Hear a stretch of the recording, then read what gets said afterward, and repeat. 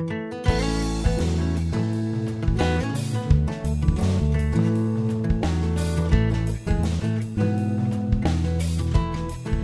everyone, it's Aunt Fernita, and we're studying Lesson 4, The Silent Battle.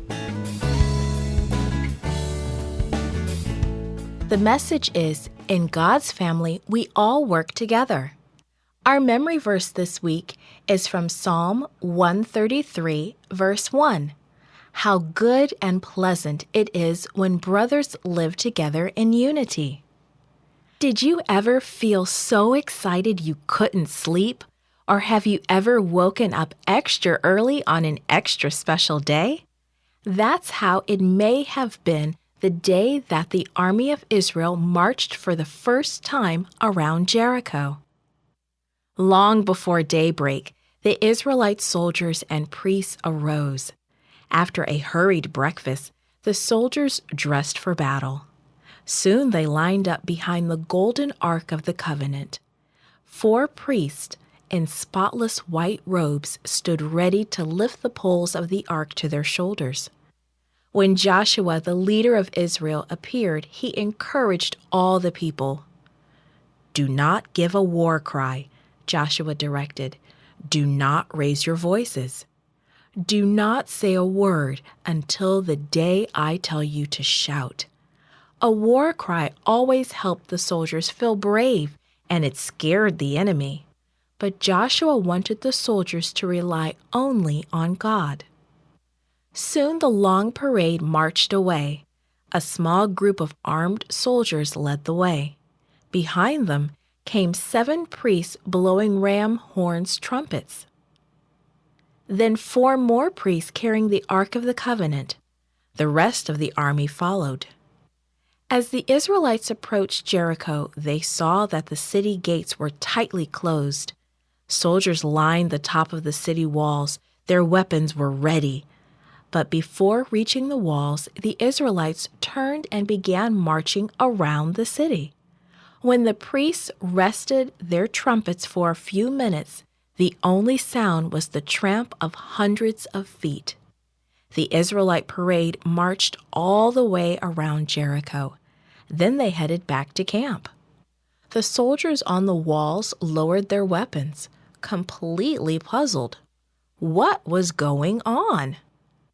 The next day, the same parade left the Israelite camp and marched toward Jericho. First, soldiers. Then 7 priests playing trumpets. Next, priests carrying the ark.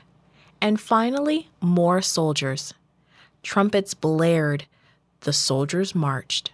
No one said a word. Each soldier knew that he was helping just by marching and not saying a word. Again the parade circled the city. Again they marched back to camp, leaving the people in Jericho bewildered. What kind of war was this? The same parade wound its way around Jericho the 3rd day, and the 4th day, and the 5th day, and the 6th day. The people locked in the city could hardly stand it.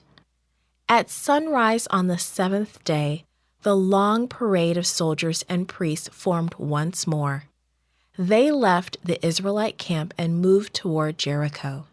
The walls of the great city again lined with soldiers. The parade circled the city once more. But it did not return to camp as it had before. Instead, the soldiers and priests took a second turn around the city. Then they marched it around a 3rd time.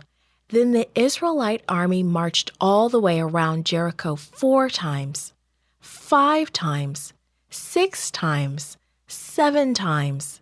Then the parade stopped. The priests put the trumpets to their lips and sounded a mighty blast. "Shout!" Joshua commanded. "The Lord has given you the city." The soldiers threw back their heads and shouted with all their might, "Yah!" That's when the completely unexpected happened. The absolutely, positively impossible happened. With a deafening rumble, the walls of Jericho gave way and fell down. The Israelites rushed into Jericho and took the city. God had given Jericho into Israel's hands. The victory was God's, but the Israelites had played their part. They had worked together as Joshua instructed. This podcast is read by Franita Buddy for Gracelink.net. Created and produced by Falvo Fowler. Post-produced by Faith Toe at Studio El Piso. The theme music is by Clayton Kinney.